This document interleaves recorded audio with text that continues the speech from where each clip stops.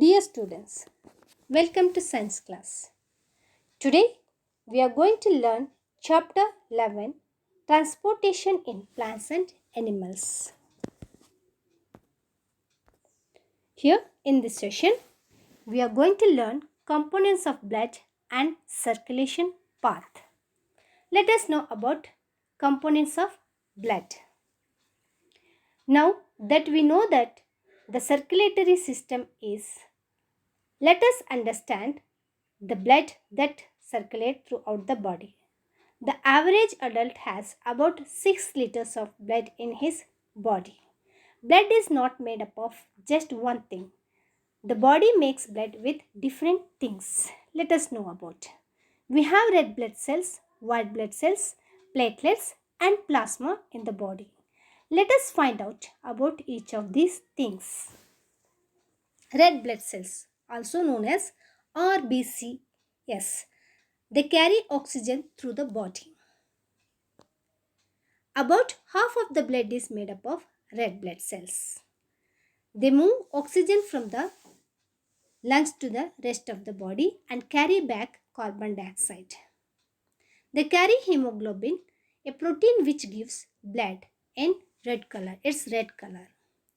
They remain alive for about 4 months. When they die, they are sent to the sleep-on. White blood cells, also known as BCS, they make a small part of the blood, just 1%. They are like the soldiers of the body or the first part of our defense system.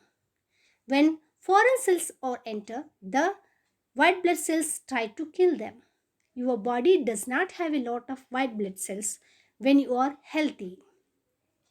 Once you get sick, your body makes more to protect you. White blood cells also get rid of dead and dying blood cells and remain alive for 18 to 36 hours. Blood also has platelets. Platelets are those things that clot the blood around a cut or wound. They live for 9 or 10 days. They stop you from bleeding out from micro cuts. They even send out proteins that destroy bacteria and the microorganisms that can cause infection. Platelets, white blood cells, red blood cells are made in the bone marrow. About half of the blood is made up of plasma, which is mostly water. Plasma is yellowish liquid that carries nutrients, hormones, and proteins throughout the body. Plasma consists 95% of water. The white blood cells, red blood cells, and platelets flow in the plasma. Circulation path. Let us know about this system. What is the path of blood? Consider the heart to be the starting point, or rather the left side of the heart to be the starting point. From there, the blood leaves through the arteries and then goes through the capillaries to the body cells. Then it comes back through the veins to the heart, move preciously to the right side of the heart. Then what will happen? We call it deoxygenated blood. This blood has given away its oxygen and is carrying carbon dioxide. We call it as deoxygenated blood. It makes sense to send this blood through the body just like that again? No. What must be the next step? Let us know. Removing the carbon dioxide from the blood and adding oxygen to it. Where would that happen? In the lungs. It will happen in the lungs. So the blood travels through the lungs. There, the exchange of gases takes place in the alveoli and the blood gets rid of the carbon dioxide. It gets oxygenated and is useful again. This is called oxygenated blood. It then leaves the lungs and comes to the left side of the heart and is ready to pump all over the body again. we call the blood vessels that leave the heart as arteries and the blood vessels that enters the heart as veins. So we can also say that arteries carry oxygenated blood and veins carry deoxygenated blood. The blood vessels that takes the oxygenated deoxygenated blood from the heart to the lungs is called pulmonary artery. Why we call it so? Because this is an artery and still carrying deoxygenated blood. In the same way, the blood vessels that brings the oxygenated blood back to the heart is called pulmonary vein. What is the strange here? Here it's a vein, but still it carries the oxygenated blood. Why do we still call it as vein then? Because it is a carrying blood to the heart. Because it carry the blood to the heart. When the blood travels through the arteries, there is a lot of pressure from the heart. So the blood just keeps going ahead. That is also why the arteries are thicker, so they can handle the pressure of the blood. But when it comes back to the rest to the heart through the vein, the pressure is gone. So there are walls inside the vein that stop the blood from the flowing back.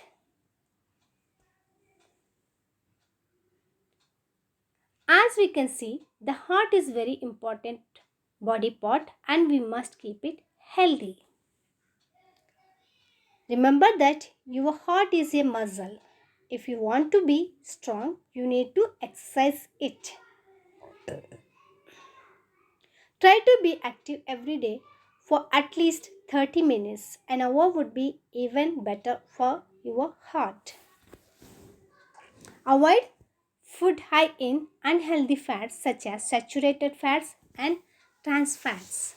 Try to eat last at least 5 savory fruits and vegetables each day and avoid food such as soft drinks. Don't smoke. It can damage the heart and blood vessels.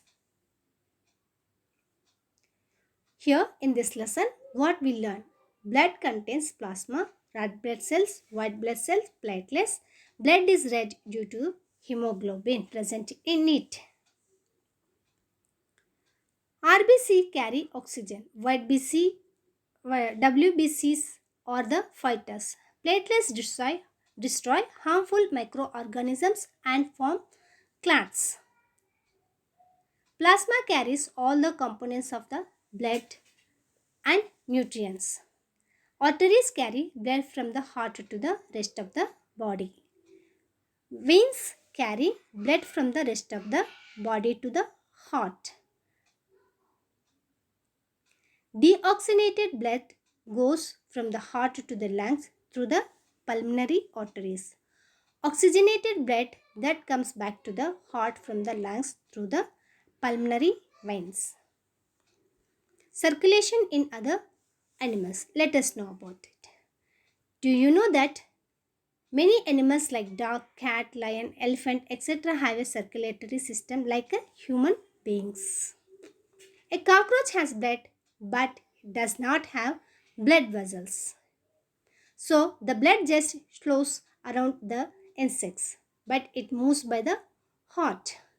Most spiders, crabs, worms, etc. have an open circulatory system. What about animals like spongy and hydra? These are the water animals. These are simple underwater animals. The water that surrounded them directly brings food to their whole body and then also takes the waste away. So they do not need a circulatory system at all. Single cell organisms like amoeba have no circulatory system at all. We know that. We learn about amoeba. All life processes are carried out in the single cell. So there is no need of